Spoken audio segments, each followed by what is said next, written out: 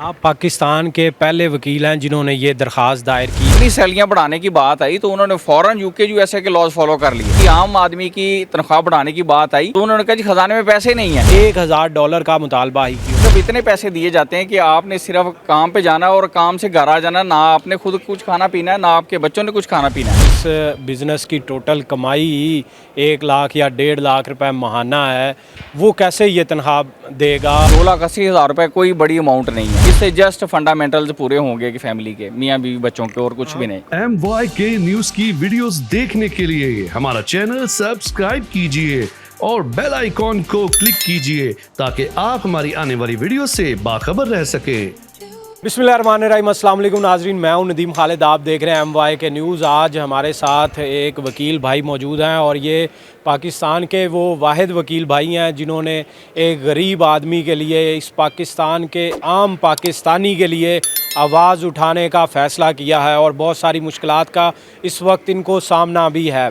इन्होंने supreme court Lahore registry के अंदर एक दरख्वास्त दायर की है जिसमें इन्होंने ये मुतालबा किया है कि हुकूमत पाकिस्तान एक आम पाकिस्तानी की जो कम अज़ कम तनख्वाह है उसको $1000 मुकर्रर करे। इस हवाले से इनकी दरख्वास्त जो है वो पहले समाअत के लिए मुकर्रर नहीं हुई, उस पर एतराज़ लग गया रजिस्ट्रार की जानिब से और आज जो है इन्होंने अपील भी फ़ाइल कर दी है। सर, ये बताएं सबसे पहले कि आपका ये मुतालबा $1000 तनख्वाह होनी चाहिए, $1000 का मुतालबा ही क्यों? जी, आपने बड़ा अच्छा क्वेश्चन किया है। तो हर दौर में देखें कि हर तरह की इस्लाहत आती रही हैं इंसानों की फ़लाह के लिए।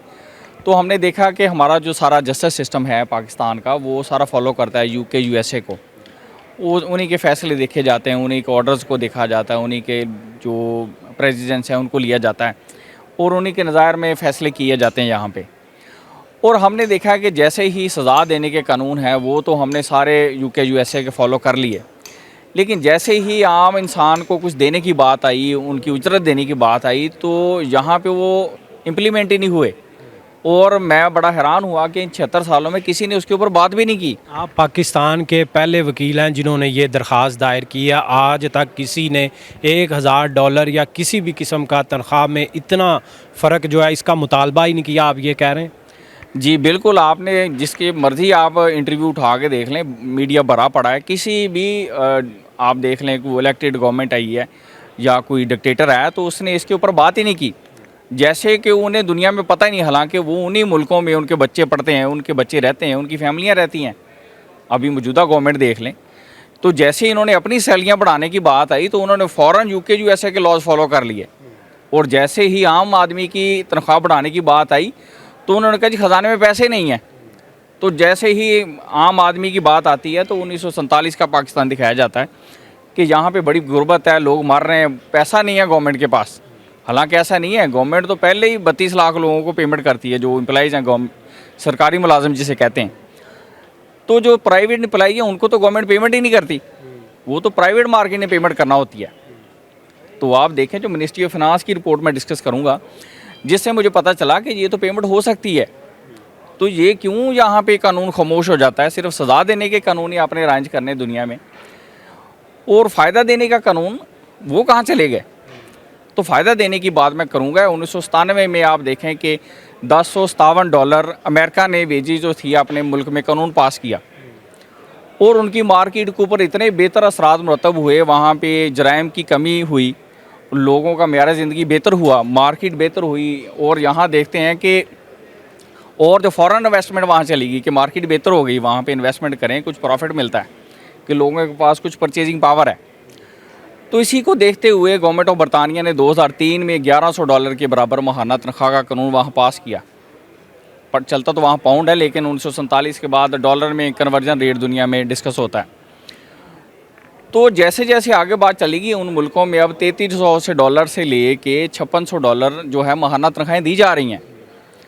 और जैसे हम पाकिस्तान के ऊपर नज़र डालते हैं तो हमें बड़ा अफसोस होता है कि ये अभी भी $100-125 के राउंड अबाउट वही 30-40 हज़ार तनख्वाहें मिल रही हैं, जिसमें एक आदमी का गुजारा ही नहीं।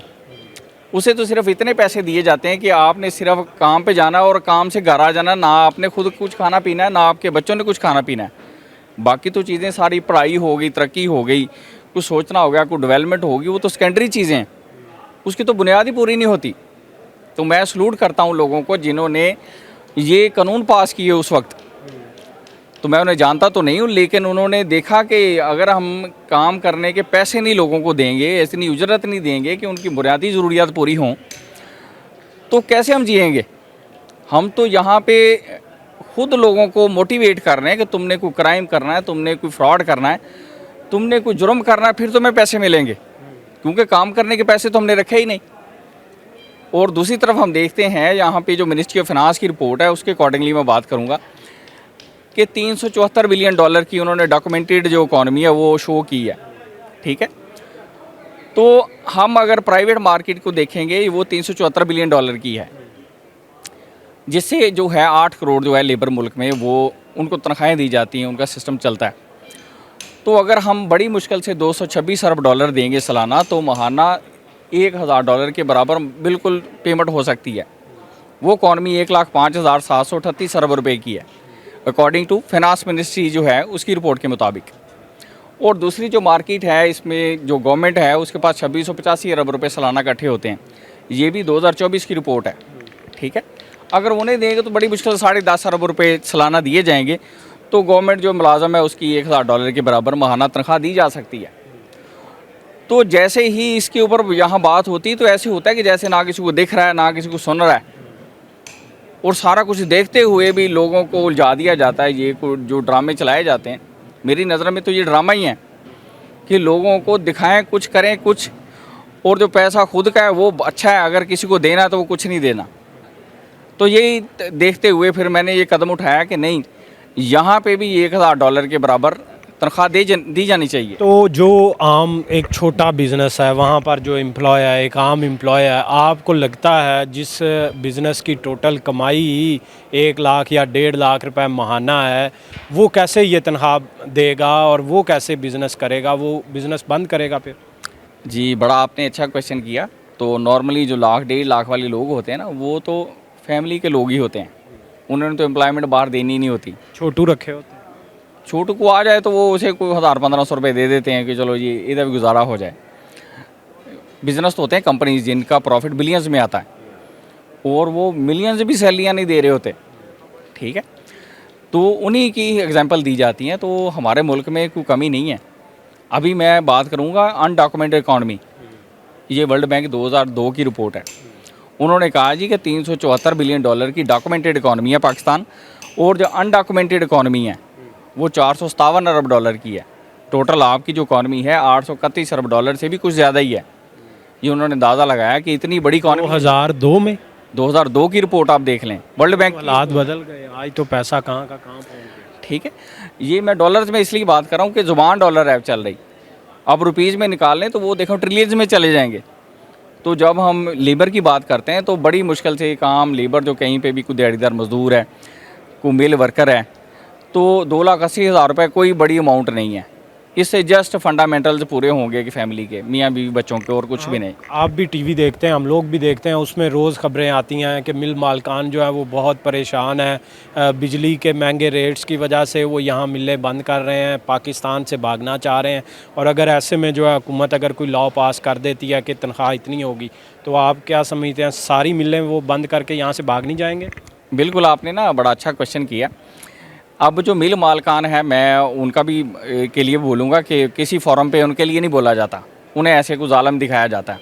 तो जबकि मैं दूसरी तरफ देखता हूँ कि दुनिया में 17% सेल टैक्स है, ठीक है, दुनिया ले रही है, लेकिन हमारे पास जो लॉ पास किए गए हैं यहाँ पे ख़ास तौर पे फाइनेंस मिनिस्ट्री को मैं आड़े हाथ लूँगा कि उन्होंने कुछ 60% टैक्सेस लगा दिए उसके ऊपर। दुनिया में उन टैक्सेस की मिसाल नहीं मिलती जो हमारी इंडस्ट्री के ऊपर लगा दिए। अब एक प्रोडक्ट बनी नहीं है और उसके ऊपर 60 रुपये खर्चा घर में चढ़ गया, और उसके बाद उसने लेबर कहाँ से देनी है फिर? यानी सारे पैसे तो गवर्नमेंट उससे ले गई। गवर्नमेंट को चाहिए कि जो दुनिया में कानून चलते हैं 17% सेल टैक्स है वो लें, जो इनकम टैक्स बनता है वो लें, ठीक है, सारी दुनिया लेती है। ये फर्दर टैक्स हो गया, ये एक्स्ट्रा टैक्स हो गया, ये FP हो गया, ये फ्यूल प्राइस एडजस्टमेंट हो गई।